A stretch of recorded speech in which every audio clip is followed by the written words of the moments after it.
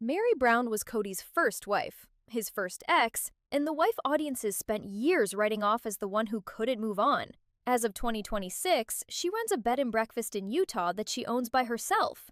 Not co-owns, not managed for someone else, owns, with her name on the deed. None of the other adults on this show, not Kody, not Robin, not any of the ex-wives, can say that exact sentence. And if that doesn't make you stop and rethink everything you thought you knew about how this family story actually ends, then you haven't been paying attention to the right ledger. We are about to fix that right now. If this is the kind of breakdown that makes you see reality TV differently, the money behind the drama, the business moves behind the tears, hit like. Subscribe to Sister Wives Crew and turn on notifications, because this channel is about to do a full Brown family financial audit, and you do not want to miss a single episode of that series. Now, let's talk about what actually happened to Meri Brown. Not the edit, the reality. For 15 seasons, Sister Wives handed audiences a very specific version of Meri. She was the first wife, the legal wife, before the spiritual marriages. The one who gave up her legal status so Kody could legally marry Robin and adopt Robin's kids. She was also, if you watched the show with any consistency, framed as the wife who was stuck, the wife who couldn't let go. The wife has the hardest time adjusting, processing, moving forward. Season after season, the cameras caught Meri in moments of emotional stasis. The catfishing scandal, the distance from Kody, the fractured relationships with the other wives. The tears and confessionals about feeling alone in her own family. That was the story the show told, and it was compelling television. It kept people watching. It kept people talking. But here's the thing about a TV edit versus a tax return. Only one of those compounds over time. While TLC was building a narrative around Meri as the woman who couldn't find her footing, Meri was, in actual documented reality, building a bed and breakfast.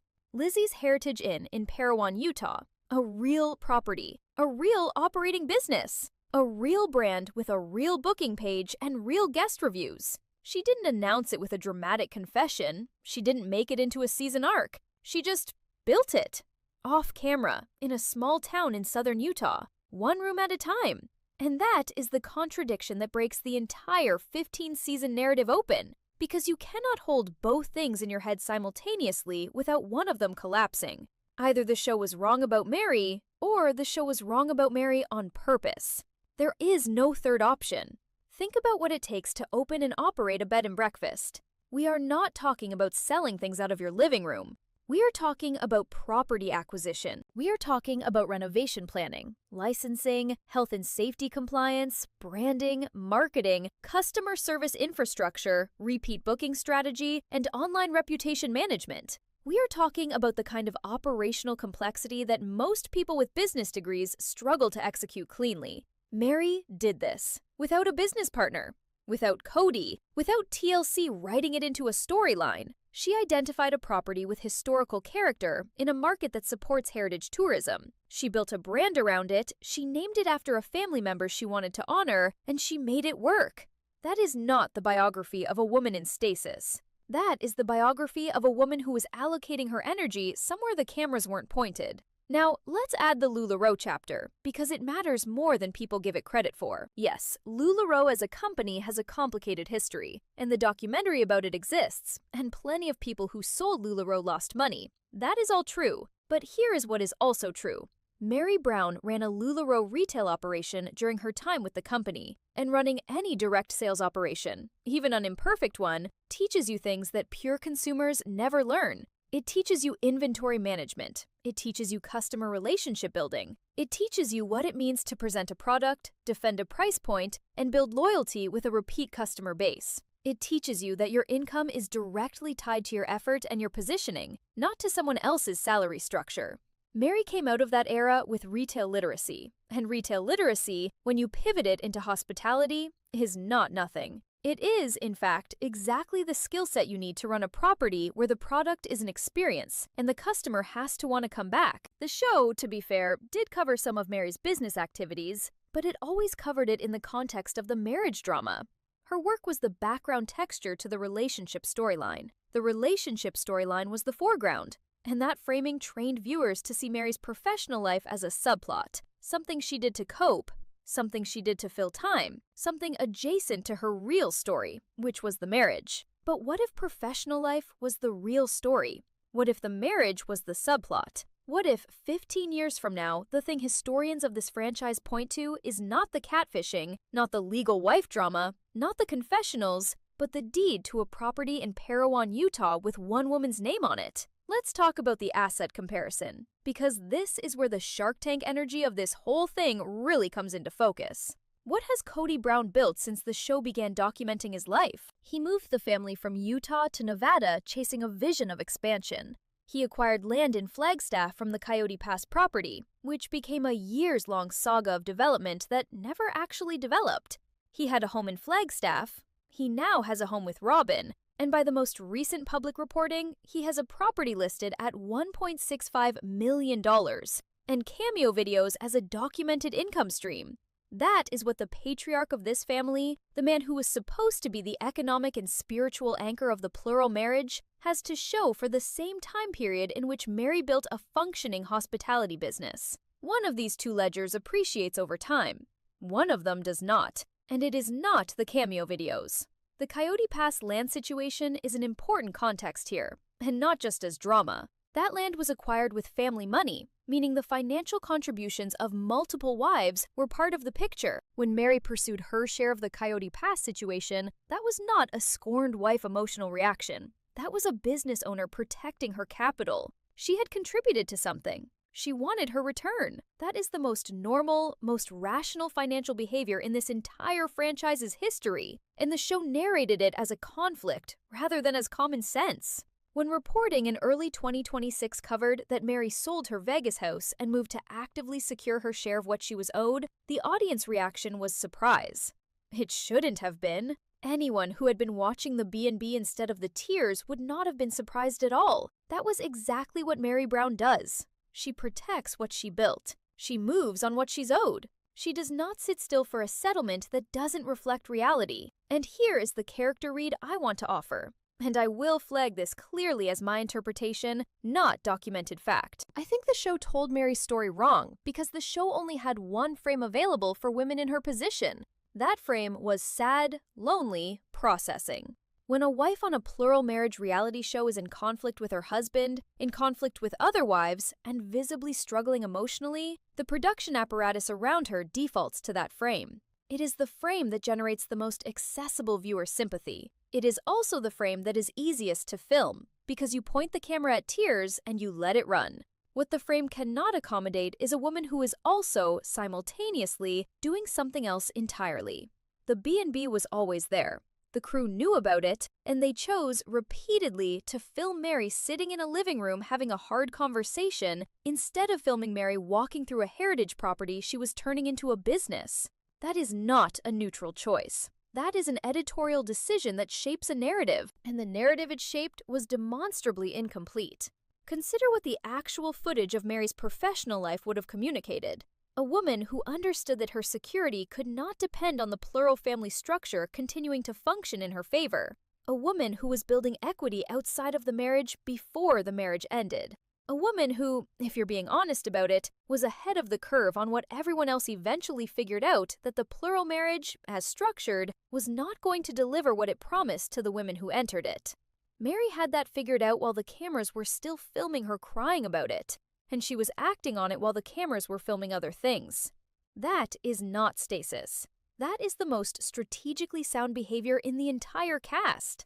Now, let's look at the emotional beats that this reframe changes, because this is where things get uncomfortable in a productive way. Go back and watch some of the earlier season's confessional moments from Meri.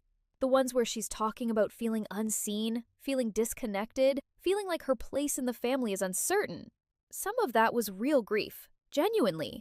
When a relationship structure you have invested years and identity into starts to fracture, the grief is real, regardless of what else you're building on the side. Those feelings are not fake just because Meri was also running a business. Human beings contain multitudes. You can be grieving a marriage and also renovating a bed and breakfast at the same time. People do it constantly. But some of those moments, and this is where I want you to think critically about the production side of what you're watching, were filmed by a crew that arrived with a storyline in mind. A crew that knew what it wanted from this woman on this day. And if you show up to film someone at a moment of emotional vulnerability and you point a camera at them and you ask the right questions, you will get the footage that fits the frame you brought with you.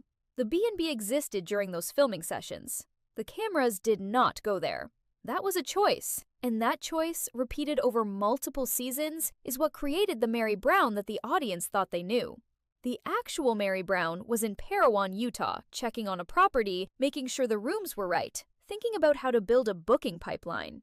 Let's talk about the social architecture of the post-marriage cast, because this is maybe the most underrated part of the whole story. The show spent years depicting Meri as isolated, the wife nobody was close to, the wife on the outside of the group dynamic, the wife who had to fight for inclusion in her own family. And then the marriages ended.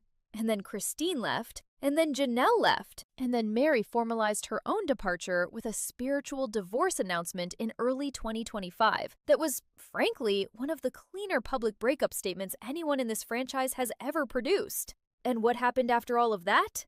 Meri is the one Christine still maintains a relationship with. Meri is the one who was publicly vocal in support of Janelle as Janelle navigated her own exit. Meri is the connective tissue of the post-plural marriage network that used to be this family. The wife the show called isolated for a decade is now the one holding the friendships together.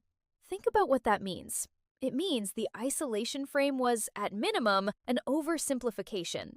It means Meri had relational skills and relational equity that the show either couldn't capture or chose not to. It means the woman who was filmed as the one nobody could connect with is the one that the other women, when they needed support, called. That is not an accident. That is a person who invested in relationships differently than the cameras gave her credit for. And now, let's zoom all the way out and look at the thesis the show was actually selling. Sister Wives was premised, in part, on the idea that plural marriage offers something to women: community, shared labor, economic scale, a support system that traditional marriage doesn't provide. That was the justification that Kody articulated, that the family articulated, that the show's framing reinforced. Plural marriage is a kind of feminist alternative structure where the women support each other and everyone benefits from the collective. That was the pitch. Look at who actually has economic security in this cast right now. Christine built a thriving business. Her cooking brand, her TV work, her cookbook, her post-show trajectory is genuinely impressive. Janelle built her wellness brand and documented her path to financial independence with a directness that her audience responded to enormously. And Meri built a bed and breakfast that she owns, by herself, in a small town in Utah. All three of these women built their security outside of the plural marriage structure, in many cases despite it, and in some cases while still technically inside it. The structure that was supposed to provide security didn't. The women who found security found it by building something of their own. Robin, who stayed, is in a $1.65 million house that is listed for sale. The thesis got disproven by the very people who were supposed to be its proof of concept.